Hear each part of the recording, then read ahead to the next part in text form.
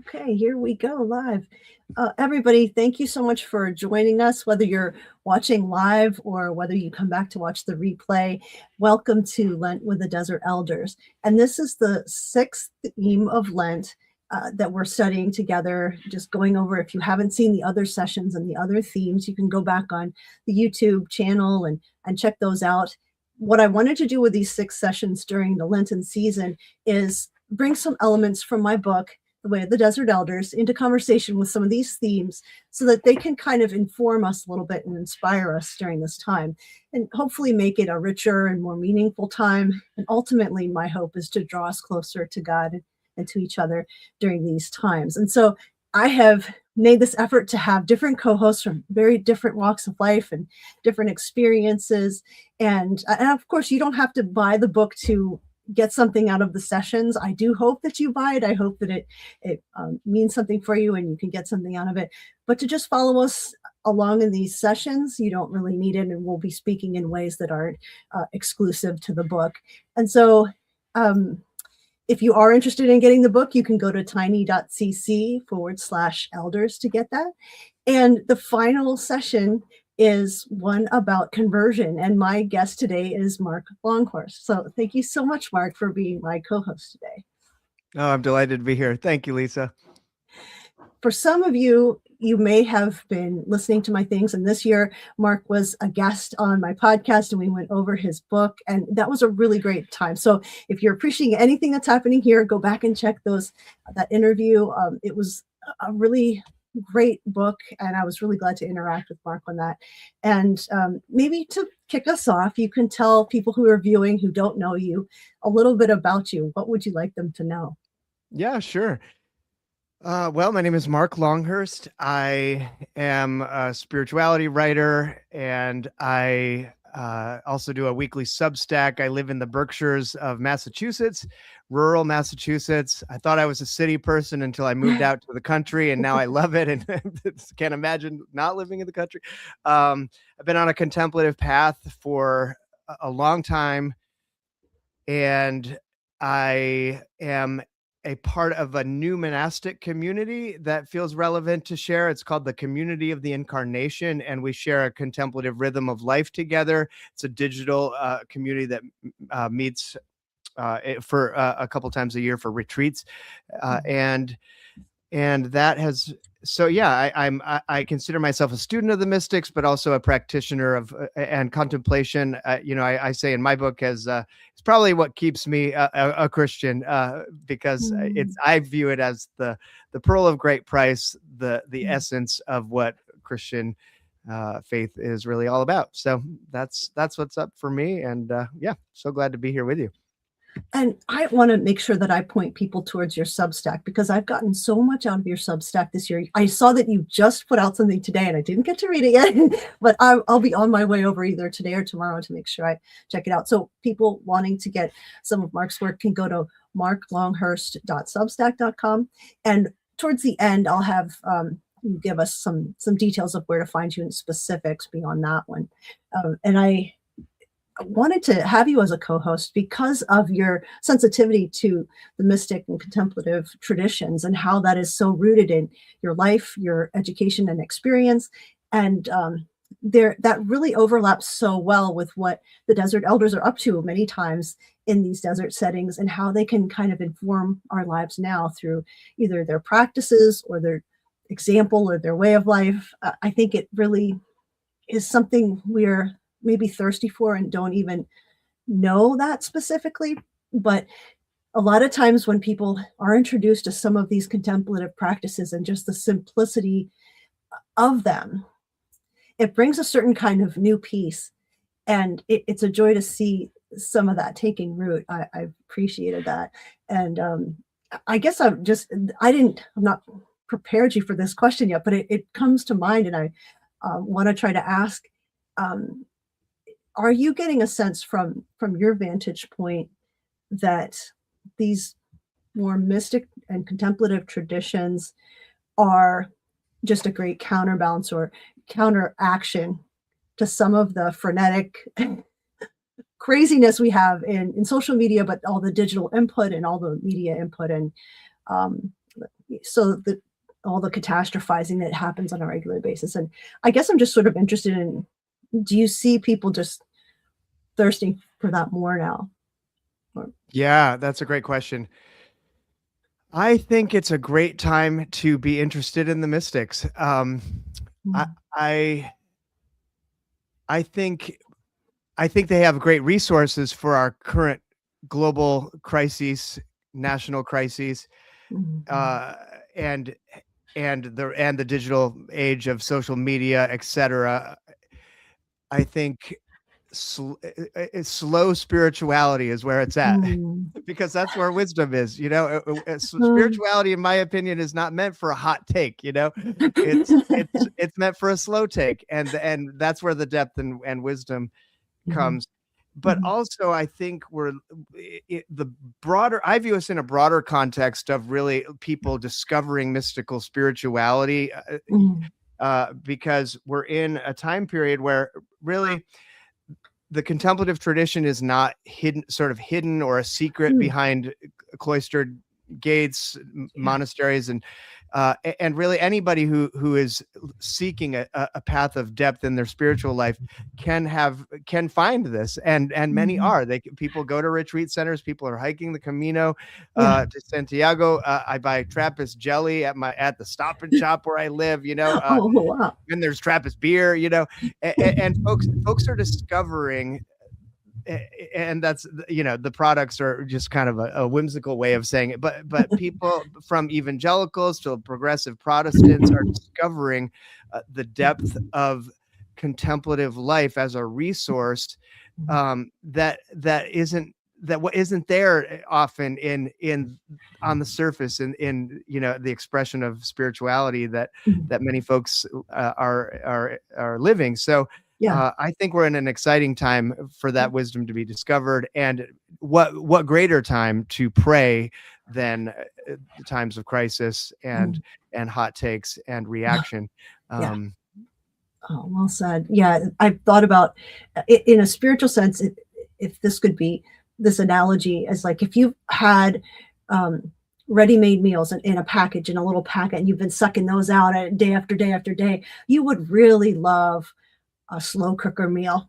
You would really love a long-term barbecue, something going on. You would really crave that. And I think spiritually speaking, especially in a time of in the US anyway, somewhat performative, somewhat seeker attention getting uh, expressions of Christianity or religion, that sometimes sinking more deeply in past the prepackaged programming to these basic ways of intimacy with God is is kind of like that itch that gets scratched maybe or something like that. mhm. I'm adding every metaphor I can possibly think of.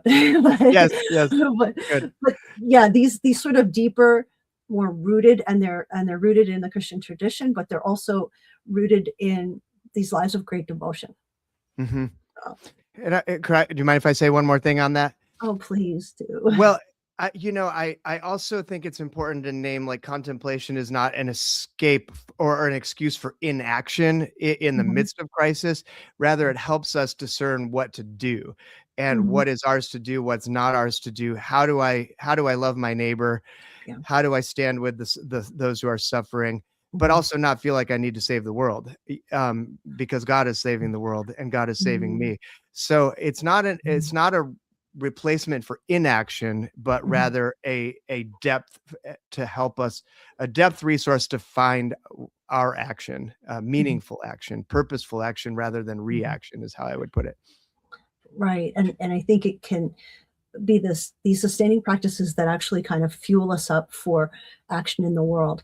That the world needs us to be Jesus's hands and feet, and you can not run on your own strength to do that. Not maybe you can for a few days, but you certainly can't for decades or generations. And so these kind of uh, more more I would say analog, almost like more analog ways of being in the world and spiritual practices. Yeah, it's been very fortifying for me, and that's why I'm glad. My tradition was not familiar with these things at all, and I had to stumble on them through reading first Merton and Keating and Mm. some of these people as my first introduction to this generally. And then and the Desert Elders um, were not white people, and this whole area of the world has such a rich tradition of all these practices. So Yes. I did want to I did want to kick off by asking, like, what has Lent been like for you now that we're here at Holy Week, this final week until Resurrection Sunday?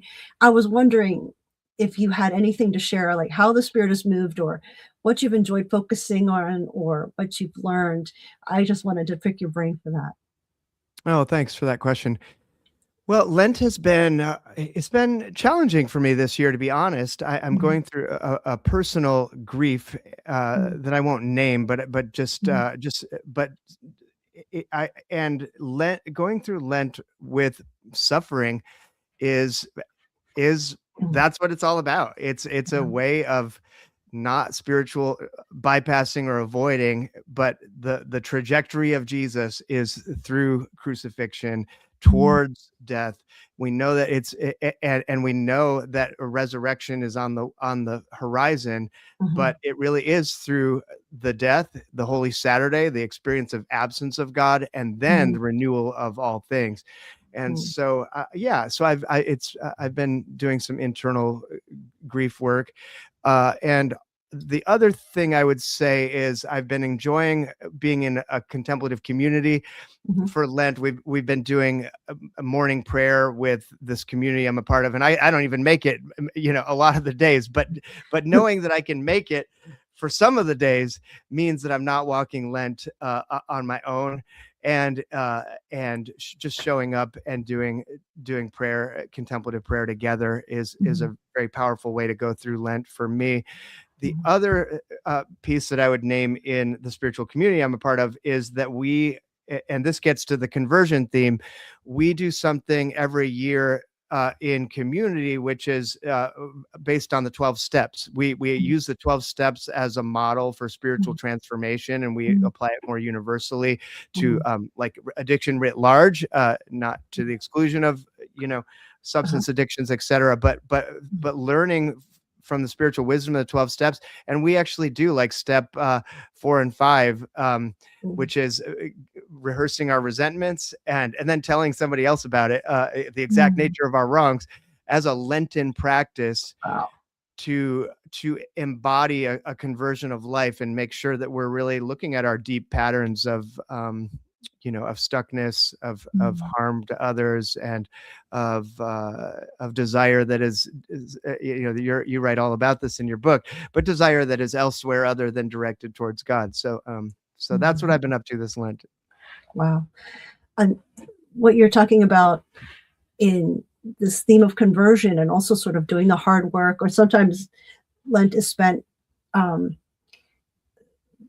looking to see where is there sin or strongholds of sin, and repenting of them.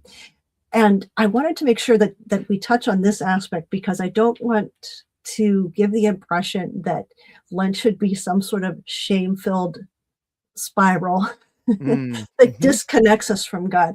That there's good work to be done, and there's also sometimes it goes wrong. And so I wanted to mm. see if I could get your perspective on what are some of the traps that we fall into, or the unhelpful ideas about conversion, or the other themes of Lent that we can have sometimes, in your opinion. Wow, what an insightful question, especially around the shame piece. Well, first of all, I would just say shame. My understanding of God is that shame has no place in the loving relationship of God. Like, just Mhm, there's nothing to be ashamed of, because God's embrace is full and rich and deep and wide for us. mhm, Um, but but uh, but what I would say is we we make it about our shame and our performance. mhm, God knows that we are going to miss the mark, I guess is how I mhm, would put it. That's the Greek hamartia, is the and so hamartia, the translation of the Greek word for sin.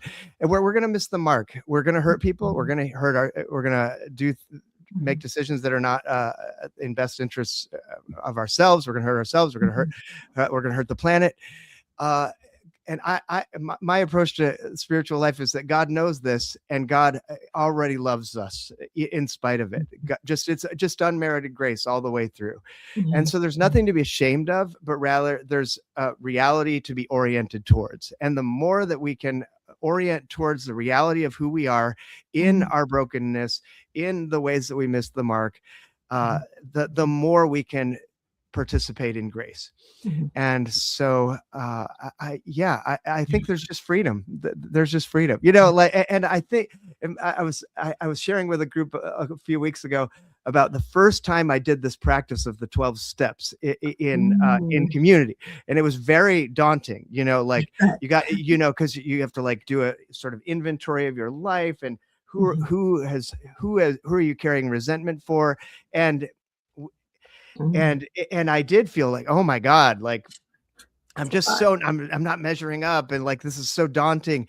But the more I've been doing that for 4 or 5 years now, and the more that I do that, the more the less daunting it becomes. It's just like, of course I've got resentments, and I need to clean up some stuff, and I need to tell another person about it, and the more freedom.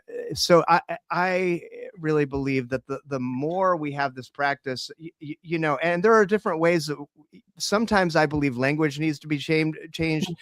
Confession can be a trigger word for some people. Like, I'm confessing, I'm so sinful, I need to grovel at God's feet. I don't think God is into groveling. God just wants to embrace us, it's like, or self-flagellation. A lot of these desert elders were into the self-flagellation, but I really think it's about grace and freedom.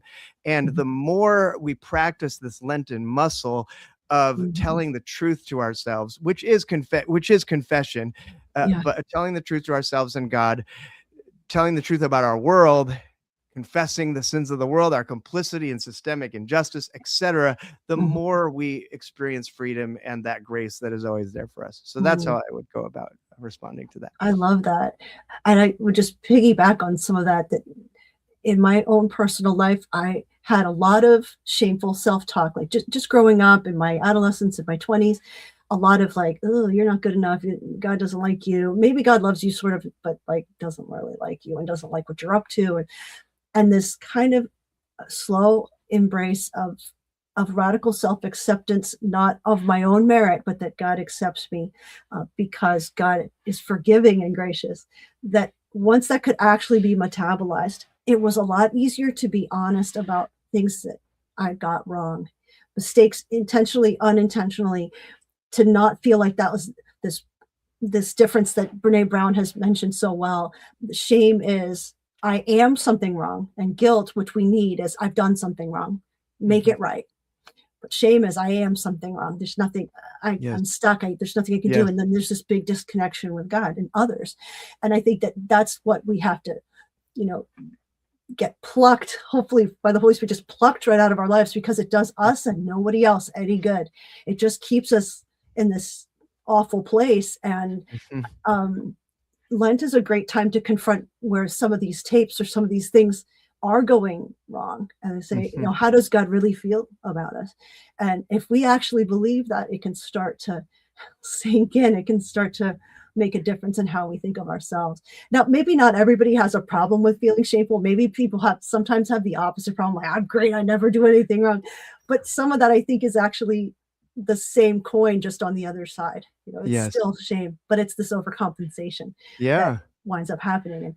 And Lent is just such a great time to kind of get things in order, to really appreciate this beautiful miracle of resurrection and new life. And that's why I love sinking more deeply into Lent than I did growing up, because we didn't have the season we were involved with, in the kind of evangelicalism I wasn't following the church calendar. And of course there's Easter, but like kind of comes out of nowhere.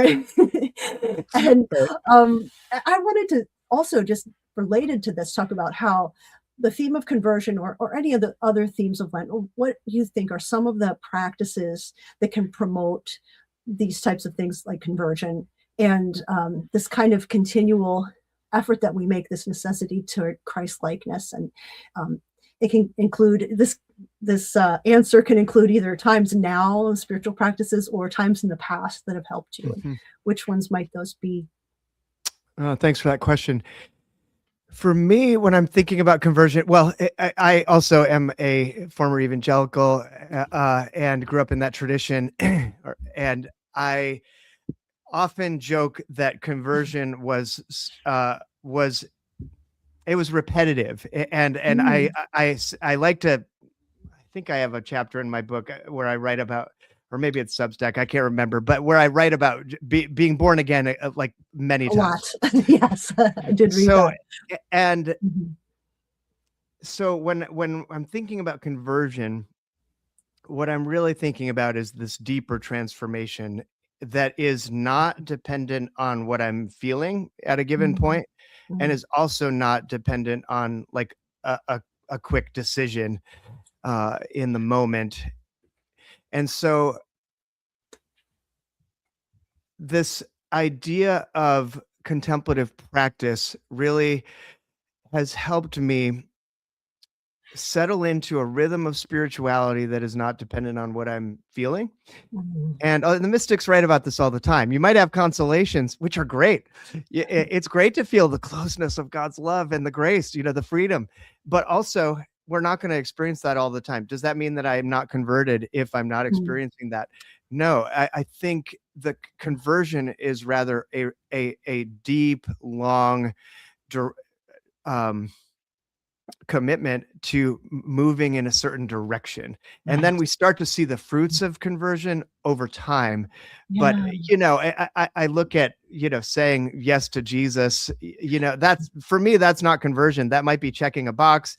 Mm, But I think really Jesus is interested in what kind of fruits we're showing. And so I've known many uh, non-Christians that are mhm. that are exhibiting fruits of the Mm. spirit that many Christians have not been exhibiting.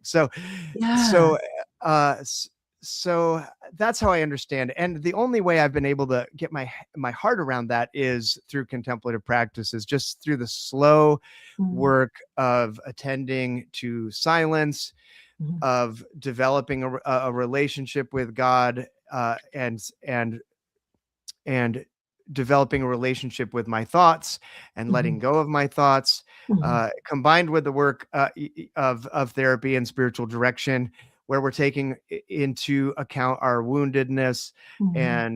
and we're paying attention to those areas of our lives where God is querying us, just like a Mhm. spiritual director. So that's how I would start to answer that question. Yeah. It's a long process, and it ties to that, to the Lenten 12-step work that we do in our Mm, community, because I view that as a conversion practice, but not mhm. conversion as a moment, but rather conversion as a process. And what the Yeah. way that we name it is Mm. conversion of life. It's an ongoing Oh, conversion of life. So I don't think conversion is something that happens once and you're done. I think it's something that happens again and again and again. And then you yeah. say like, "Oh, I was converted there, but I'm still being converted right now Yeah, too." yeah. Yeah, like the renovation project of a house. You could say, Yes. "Well, I built a Yeah. new house." Or you could say, "Well, it's this kind of broken down house, and then we're we're revitalizing it." I had the same experience as you did. I was a camp counselor at the Christian camp, that was very fundamentalist essentially. And I mean, I love these people so much. And every time I see the pictures on Facebook, I'm always like awash with wonderful memories. But I remember like being a counselor, and then in the counselor meeting, it's like, okay, how many conversions? And then if there weren't any, well, there rededications. It was like half a point you get for that one, maybe, or a full point you get. And this idea that like you have to rededicate your life because maybe you're doing something wrong, or maybe you won't get into heaven. And and now thinking about conversion as kind of this long walk of obedience in a certain direction, and that Yes. it is just happening, and there's going to be missteps, then you get back on it, then you misstep again, get back on it, and just this kind of diligence and even rule of life, as you're kind of alluding to some of these practices. Mhm. And and I wanted to also drill down. One thing you said made me think, as you're cultivating stillness, inner silence, or inner stillness, and centering down, are there any particular practices that you use as go-to, or some of your favorite things to do that?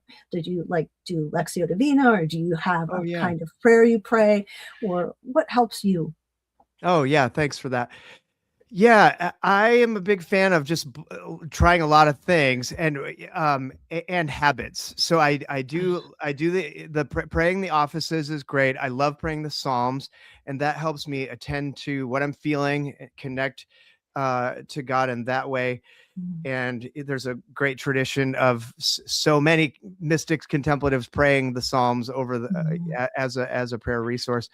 Benedictines give us that gift in particular. And but the contemplative sit of silence really is what settles my heart. And mhm, uh and so I like to dialogue with God a little bit.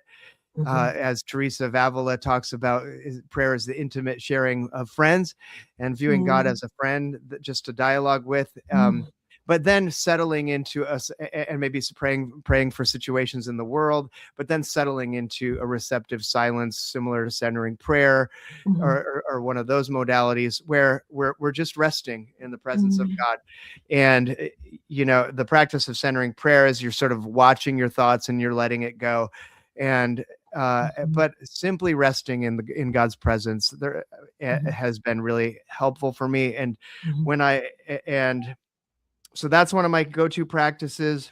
uh-huh, I love Lectio Divina. Lectio Divina can be very powerful for because it's a way of dialoguing with God in scripture. And then the best fruit of Lectio Divina is when there's like one word or phrase that I'm praying over in the morning or whenever I do it, and then it echoes throughout my day. Like I might remember, mm, like today, my Lectio Divina was from the Gospel of where Simon the Cyrene has to carry the cross. So and it's always been a random detail. We pick up those mm, random details in Lectio Divina, and because like what's stirring, what feels random? Oh, my heart's jumping to that. And then mm, so why do they give Simon to carry the cross? And where I went in my prayer today was, well, we're all carrying the cross with Jesus, mm, and the world mhm, is carrying the cross with Jesus. And mm, it's not something Jesus goes through, but it's something that the world goes through. mhm. And so that's where I was going with. So that's the fruit of Lectio Divina. Is I love Ah, how that does kind of as an echo through the day. yeah, as we're coming into Passion Week here and some of these themes pop up, and that in particular has always really struck me too. It seems like, they yank a guy out of the crowd or whatever, and they get him to do this. And it's also kind of pushed up against my ideas of Jesus being like superhuman strength and that but he dies. He dies and he's bloody beyond recognition, and he's so bled out that he can't out of exhaustion cannot do that anymore. And Mhm. this human side of Jesus, where if Jesus can't carry his cross sometimes, we can't carry our own cross sometimes. Yes. It's just Yeah. really, really powerful when you think about the the humanity of the God man. Mhm. That's the real thing he's trying to show us. He's through this example, this broken body, that our bodies are these broken bodies and we need help. We get exhausted and we're gonna be struggling to make it. And I think there's something so beautiful about the vulnerability of Jesus and the vulnerability of God's self in the whole story that sometimes gets passed over for the miraculous and the Yes. beating death is pretty huge flex, definitely. There's these moments where the suffering and the humanity is right there in your face, and that reflects your own, Hmm. and it is very precious. I'd probably be chewing on that for a while from this little exchange here. I may need to read that again and metabolize it a little bit too, because there's Yeah. sometimes we won't give ourselves the slack that Jesus himself would. Hmm. I love your reflection on that. Yeah, and it makes me just think like Jesus is not a Marvel superhero. Right, right, right. He's not a superhero. Yeah. He is crushed by the empire. Mhm.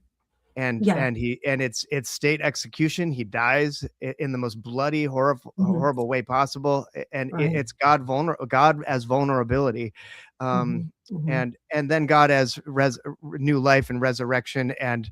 renewal. but Yeah. but not but none of that dis undoes the Yeah. weakness and vulnerability that Yeah. God shows. And I think, wow, Right. what a powerful, yeah. Yeah. As we enter into Holy Week, that's Mhm. the invitation for all of us. Yeah, it's the the time to really get acquainted with the the suffering of Jesus is there. I remember, a few people have said this to me, and now I won't mention any names, but, how one person said to me, "Oh, those Catholics, they won't take Jesus off the cross. They keep him on the cross, but we're Protestants and we keep our cross clean of that." But especially in Lent, we should know and get reacquainted with that the embarrassment of being hung naked publicly outside the city, spat on, his mom's there. Like, Mhm, it's just your worst case scenario. It's just your worst nightmare. And um, that is a conquering of that by Jesus entering into our suffering in that way, and entering into the violence that mhm, comes on him through the state, but also through the hatred of the hatred of humanity on him, and the scapegoating. And mhm. it's just so powerful. Those depictions that you can't, in my opinion, you lose so much to just jump to the resurrection. It's just kind of Yeah. cruising along, jump to the resurrection, yippee, we win, or something. Yes. And to not really delve into these depths, because we have those depths of suffering and embarrassment, and these grueling, awful times that Jesus enters into. Um, I think is a nourishment to us to really identify with Christ in those things, and find that's a different kind of salvation, in a sense, Yes. then, like Yeah. a different element of salvation that we might not get just skipping to the end. Right. Yeah. Well, and if your church doesn't, I used to be a progressive Protestant minister, and you've got Palm Sunday, which is like the palms, you're cheering, and then you've Yeah. got Easter sandwiching. If no one comes to the Good Friday, Monday, Thursday, Yeah. Holy Saturday service, Right. it really there you lose the narrative, and Yeah. so I appreciate that you're drawing us through, and the scapegoating piece of Mhm. conversion I think is really important, because Jesus Mm. becomes the victim to undo the scapegoating that we Yes. do. And Yes. you mentioned at the beginning this chaos, and Right. there's so much scapegoating that's happening in our world. Yes. And so wherever that's happening, Jesus is the scapegoat, is this The identifies final. as and with the scapegoated ones, Yes. Yes. to undo that process of violence. So that's Yeah. also a conversion invitation. Oh, so absolutely true. Renee Girard is, if anybody's hearing the scapegoat stuff and wondering about the scapegoat mechanism or how that works, and how Jesus defeats that in his own taking on of all that, is supposed to be the final solution so that we don't do that anymore, Mhm. which we proceed to immediately do. Yes, Find all yes. these people to scapegoat, and we are scapegoating when we're actually doing it. We're not really realizing we do it. We're assuming that person is deserving of the scapegoat treatment, and they are Mhm. usually the most vulnerable people in our world. And this is astonishingly not graspable in this cultural moment, in these United States. Because Mhm. every time someone was lynched, and every time someone is lynched now, they are killing Jesus again and Yes. again and again. Yeah. And I think that it bears underscoring what's happening here and what we're doing. Mhm. Um, the there's so much trauma involved in that, and there's so much potential salvation that is just not Mhm. available till we like go, oh wait, we can't do that. Jesus Mhm. is the final scapegoat. Um, I'm never going to get tired of Girard's scapegoat mechanism, and Mhm. trying to really understand how I will accidentally do it. Yeah, how Yeah. accidentally escape. Yeah, I So, and think that that's is a such a powerful message. Yeah. yeah, and that's also a part of a conversion experience too, that you are converting from who you think are perpetrators, or to Jesus has met that need, and taken on all that violence, and we can live in a new. I mean, that's to me, that's part of the inauguration of this kingdom come. Is Mhm. part of Jesus as King, is that's been reconciled. We Mhm. we don't have to deal with it anymore. But Mhm. there's these little strongholds that we don't necessarily understand, and that's part of the ongoing conversion experience that I think we're speaking of now. Mhm. Yeah, powerfully put. I don't have anything to add, except we could dialogue about that for quite a while, actually. But Yeah, I think so. Yeah, yeah. there's it's so juicy. You definitely could. And I had prior to the book that I pitched that became The Way of the Desert Elders, I was working on some Girard things and trying to make that more accessible.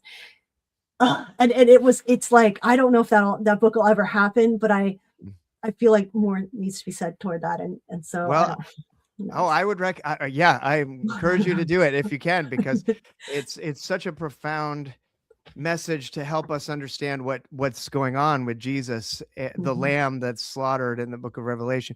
And mhm. well, and your reflections got me thinking of Desmond Tutu and the Truth and Reconciliation Oh, Commission, because really, until we tell the truth, this is Lent is about telling the truth, until personally and collectively, till we yes, tell the truth yes. about how violence and harm has happened, how we're complicit in it, Yeah. perpetrators, and hearing stories of victims, Mhm, which they did in South Africa. We've never done that in the United States. There's been pockets that have tried, but we have never done that. mhm, So we're just going to replicate mhm. the scapegoating Yes. violence, because we haven't faced the fundamental truth of our violence. So Yeah, I'm pretty passionate about that, as a yeah. personal and a societal lens of conversion. Oh, I am with you on that. It is a kind of agonizing it's an agonizing subject because it's so we do these types of things so poorly, and, you see the malintent often. You see it happening in real time. You see people suffering in real time because of it. So yeah, that's close to my heart. However, it takes so much out of me. I would need the great influence of the Holy Spirit to Yes. strengthen me for a project like that. That is whoo. So maybe that's more of an anthology. Maybe I'll edit something and call you up. I love it. Yeah, We I can love it. piece something together. Yeah. But yeah, it's a lot to take. Maybe it would be better taken as a group group Hmm. project. Hmm. But yeah, and I wanted to also ask you, in what ways, as we think about the book a little bit here, and the Lent with the Desert Elders as we're walking with them. Um, I wanted to see in what ways do the elders help you understand the theme of conversion, if they do, and maybe they Hmm. don't as much. And if there you have specific examples from the book or you have examples in general, either way is a great way to answer that. Gosh, well, I loved the stories of the elders, that, yeah, and for you, for one thing I loved about the book is how you just made their lives accessible a little bit to us, because when we read only the sayings, Mhm. and the sayings are great, but it's sometimes harder to piece together the narrative of who Moses the Strong is, and he's hiding out, from his Yeah. criminal activity, Mhm. and then he comes into this community, and he's slowly converted, Yeah. through his anger in particular, as I think the theme you write about. So I love. Mhm. Absolutely, I think the Desert Elders have so much to say about conversion, Mhm. and the one theme that I hear in the book that really resonates with me is, what do we do with our desire? And Mhm. and and I forget the name of one of the elders that you but you'll have to remind me and Mhm. us. But she's blocked from entering a church with like a force Yes, field. Mary Mary, of yeah. Egypt. Yeah, Mary Yeah, of Egypt. that was a great chapter too. And so it brings up for me that a central part of the spiritual quest is acknowledging the holiness of desire, but also the danger of desire. If I'm turning to my phone all the time, for a dopamine hit on Mhm. social media, or it could even be doing, like, it could be doing New York Times games, like, for it, like, for when I'm supposed to be doing other stuff. It doesn't have to be, like, all, nefarious whatever things, Mhm. online gambling or whatever. But Uh, but when our desire is directed to things that are not God, or that are not serving the common good, that are not Yeah. serving the purposes of love, Mhm. then the desert elders remind us that that desire can be channeled towards God. And Mm. the ways that you helpfully tell their story and work through the various virtues and sins, um, is a way of directing our desire towards God, and Mm. acknowledging those places where our desire is not towards God, and where it might be harming somebody or harming ourselves, Mhm. and Mhm. to really pay attention to that through contemplative practices, Mhm. and to not lose the fire, but to redirect the fire, so to speak. Mhm. Yeah, what you're saying reminds me of that point of the 12 steps about the fearless inventory, and Yes. that the Lent is a great time for that, and, for people reading the book or going through each of the vices and virtues is like, you're wondering, you're asking, not in a super condemning way where you're going to feel disconnected from God, but in a way of like, let's unearth what is there. Can we be honest about whichever inordinate or misplaced desire is there, or is there now? Maybe it wasn't there a month ago, or but what is there? And then bringing it before God as a, you know, independency, like, you'll have to help me out with this one. This is what's happening. I'm gonna be trying to do better, through the power of the Holy Spirit. But then that process is so integral to the conversion trajectory, Hmm. if you will. It's so that fearless, radical honesty where you're seeing what's there, not running from it, not hiding it, not pretending or putting up a false, facade for yourself or somebody else. That we could have the courage to look within to see what is pleasing to God, and where we're going wrong. Is just I think that's one of the reasons why this theme of Lent, this sixth theme of conversion, is part of the work we try to do. Hopefully, we try to do during this time, is also to it really, I keep thinking of gardening because it's spring, and I keep thinking of all the stuff you have to do to soil to get it ready to go, or Yes. all the stuff you have to do to ground to get it ready to go. You have to turn it over, and you have to pull the rocks out, and you pull the weeds out so they don't sprout up immediately as you plant something. And it's like there is no difference between that and the inner life. It's just the same sort of Hmm. thing. And if you don't remove the rocks, and they're there, God will still help you throughout the growing season to pull them out. But that it also helps to do a really good job, the best job you can, before you start planting that garden, and or God plants the garden and waters it. And I just, as we're kind of turning into spring here, at least from where I am in North America right now. I know there's sometimes some Australians that watch this and they're in the opposite condition, but um, my mind is turned with the theme of conversion, also with the theme of spring and planting Hmm. and sowing and things like that. And I'm wondering for you, are there any analogies that you think of when it comes to conversion, or anything that's helpful to kind of see it in a different light? Well, I love that you connected the 12 steps to the desert elders. That makes a lot of sense to me. And I've Mhm. I've thought for a while that I don't know. I don't know if that book exists, but that's another book that could that like the 12 steps and the desert mystics, Mm. because because it all has to do with desire and how we're directing our desire and taking Yeah. responsibility and facing reality, and then deepening our relationship with God. And so, in terms Yeah. of moving through Lent into spring, I'll have to think about that. Well, one thing I've always loved about the liturgical year is that Easter is a season, not just a day. So, and Yeah. same for Christmas. Christmas is a Mhm. season and not just a day. So, Yeah. I view the time of spring really as an opportunity to step into the renewing of all things, which Mhm. includes, which is what God is, which is the ultimate movement of God in the Mhm. world through Yeah. Jesus and through the cosmic Christ. but Yeah. also through the natural world. And I think the resurrection for me is not just about Jesus' body; it's also about the resurrection of the cosmos. Because Mhm. I don't think it's about Jesus the person only. I think it's about Mhm. Jesus the Christ, which is connected Yeah. to spring, to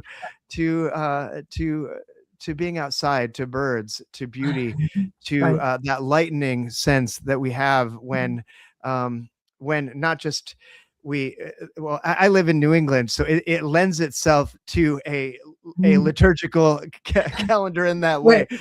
But there's a lightening of a relaxing of the body, a Mm. lightening of the spirit when it is less cold outside, and when Right. I can go on hikes with Mhm. my dog, and the weather's warmer, and we spend more time outside, etc. But I think there's a Mm. metaphorical analogy for the spiritual life, regardless of what climate you live in, Right. that's what's happening with Eastertide through Lent as well. Yeah. Well, thank you for sharing that. I think I didn't prep you on that, on that particular question, so I threw it your way, and extemporaneously. So Oh, I yeah, love it. I Please appreciate feel free. It's great to be in dialogue. it. So as we wind down a little bit here, I wanted to make sure that we have a time where you can point people toward some spots where they can find you and some of the things you're up to that you would like people to know about. Yeah, well, I commit to writing weekly, or at least publishing something weekly. Sometimes it's old something old if I'm got a soccer tournament with my kids and I can't write something. But check out marklonghurst.substack.com. I should also say I write on the mystical life and contemplation. I'm also deep down the rabbit hole of the book of Revelation and asking Oh. how can we read the one of the most difficult books of the Bible Mm. in a way that is that leads us towards greater nonviolence and compassion, and how Mhm. can we use it as a way of unveiling the apocalypse means unveiling, the unveiling of telling the truth of our world, the violence of our world, and choosing Mm. that deeper way of Jesus, of love and Mm. compassion. So that's what I'm up to. I also, in my professional life, work for the Center for Action and Contemplation, and I just make a plug for all the programs. CAC.org can check out all the stuff that's Mm. going on there, and that Mm. keeps me busy most of the days as well. So that's what I'm Yeah. up to, and yeah, would love to connect with folks on Substack. I'm not very active on social media these days. I just come back to the ordering of desire. Yes. It's just a waste of time. I find myself wasting too much time on it, so I've taken a Yeah. break. But I am on social media.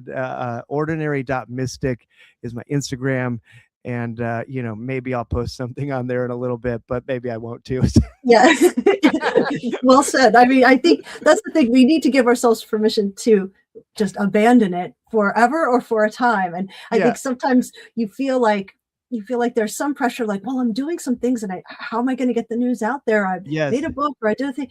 And I think that once I've and I have not been terribly good at this lately, but once I actually don't go with social media and posting and scrolling and all the things. If I just don't do that for 4 days, s it's like, this is living. This is what it feels like to live. Like, Yes. it's Yeah. just different.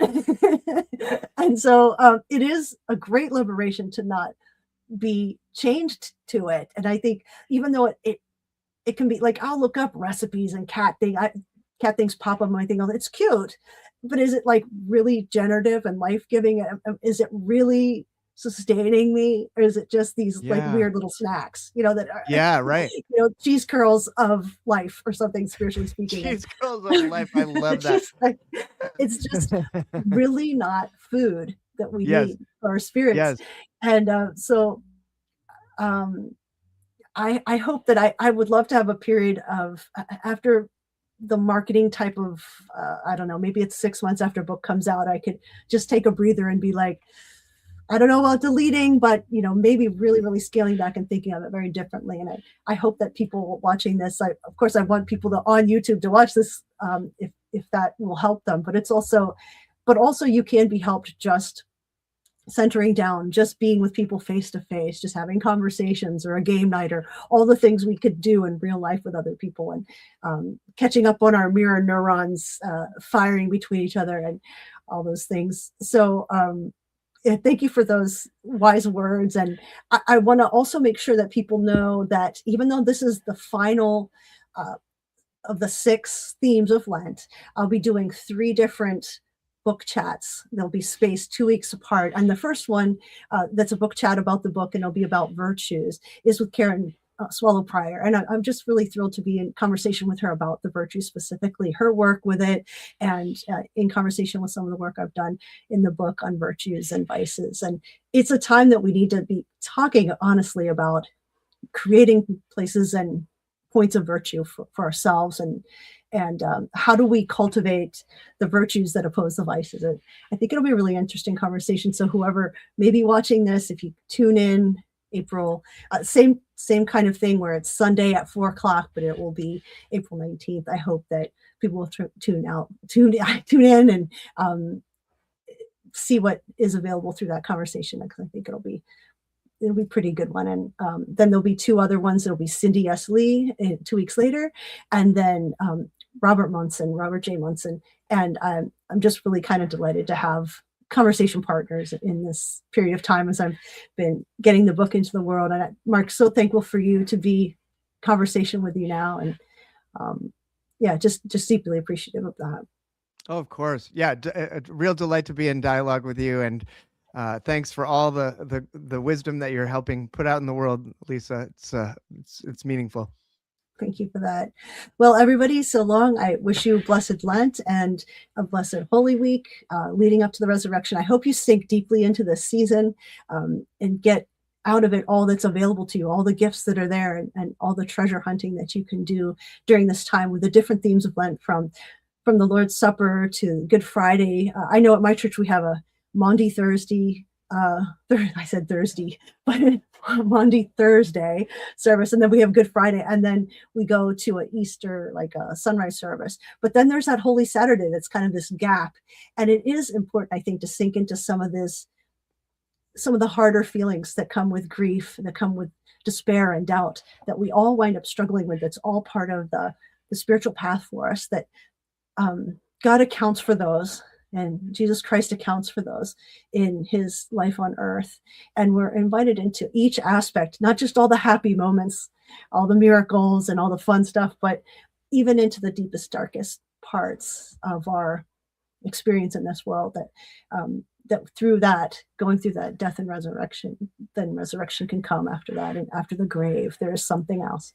And so I wish blessing and peace to everyone watching. And this is goodbye. See you.